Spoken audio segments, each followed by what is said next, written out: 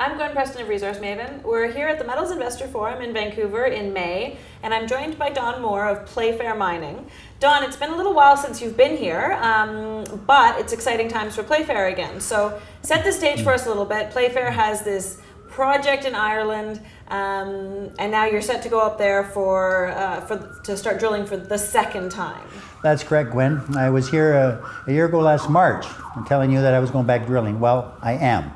It took a bit of time, but we're now ready to get back in the field. We've got the drill over there, which we had last year. Now we're going to get the driller over there, and we're going to start turning the drill. We've got a place to start.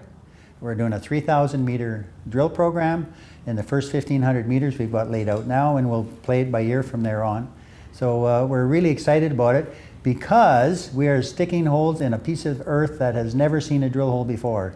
Last year, if you remember, we had 9 holes that all had gold in them in the first fence across the structure. None were of economic consequence by themselves, but the fact that all 9 holes had gold in them speaks loudly for the potential of the structure. Absolutely. And the structure we now know is at least 4.5 kilometers long. We've chased it with geophysics. We can see it. The geophysics is called by graphite.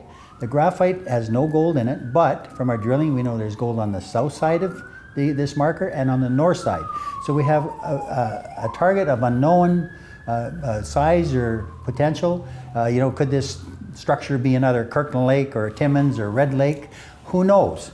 But we're going to give it a shot, and we're going to try and find out and figure that out. Well, let's refer to a deposit that's a little bit closer. Those are great potentials, but the Corregano deposit that Dalradian is working, that's several hundred kilometers to the north. No, it's only 80. About 80 miles. 80 miles to the north, to the northeast. The reason that I reference that is because those are the same rocks that you have at Ox Mountain, and some of the same structures or style of structures, but they go undercover sort of between that really great gold deposit and where you are. So that was sort of the big picture vector that drove you into this area. Yeah, well, Corregano, of course, is now approaching 5 or 6 million ounces. It's a big, and it's looking really good. It is. Their geological environment was the inspiration for the people that we're dealing with to go to the Ox Mountains. Ireland, generally speaking, is covered with carboniferous rocks, but there's a few spots where these old Dalradian rocks poke through, and those are the areas where they're associated with splays off the big regional fault, that there's possibility to find gold. Yes. And that inspiration got us going in the Ox Mountains. Andy Bowden and Rick Parker are both experienced in Ireland. Andy spent his majority of his career there, came up with the idea together. They did the basic prospecting, and Gwen, you would not believe where they found that first piece of 9.8 gram rock. It was in a creek bed and under barbed wire fences and up the creek bed, and these guys are all well-experienced people, okay? Like they've all been around long enough that accolades to them, for finding this thing. Absolutely. Subsequent to that, there has been an airborne survey. We've been able to see airborne identification of the structure because we now know the graphite's in the middle, so we can see it's at least 4.5 kilometers long. We know that it's gold bearing where we drilled it because we had gold in all 9 holes over a gram, some as high as 7.5 grams, and quite a few assays over 3 grams, but none of the economic consequence by themselves. Sure. But now we'll be crossing our fingers as we go forward here and starting this next stage of drilling. It's been a long, tedious time getting the money together, but it's together, and now we're going to go at it. Perfect. And so, really exciting that you have the structure, there's gold-bearing float, essentially a discovery from the initial set of drilling, and this next set of drilling is to go in there and see just how big it might be. So that's exciting in itself. And then just to wrap up, there's this other project that's been sort of sitting in Playfair's portfolio for years. You don't talk about it, which is fine, because for years it didn't matter.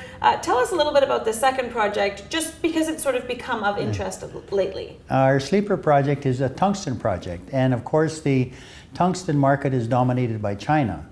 And for years the price of tungsten was driven back down to around $180, $189 an MTU, say going back to January of 2017.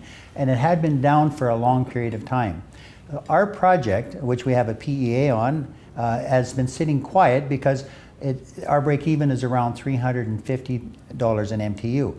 Well, lo and behold, since last January up until now, the price has increased 79%, and it's about $335, $340 an MTU. So all of a sudden, this quiet sleeper project that we've had Just sitting there, okay, is starting to be of interest.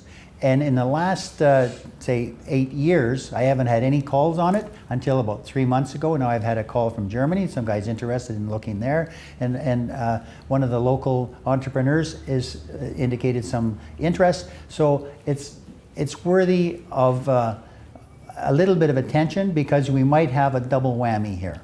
Okay. Double whammy, or at least an asset that gives you some optionality down the road in terms of creating value, raising money, whatever it might be. It's always good to have that. That's so good, Gwen. And the thing is, we're starting from a market cap of around $3.5 million. So there's not a lot of fluff built into the price of the stock right now. So anybody who's watching this and doesn't want to take a shot, you're getting a real good shot for your money. I like the way you phrase that. Well, thank you. Hope you enjoy the conference. Thanks for coming, and good luck in Ireland this summer. And thank you again for following us along, because we really appreciate the help.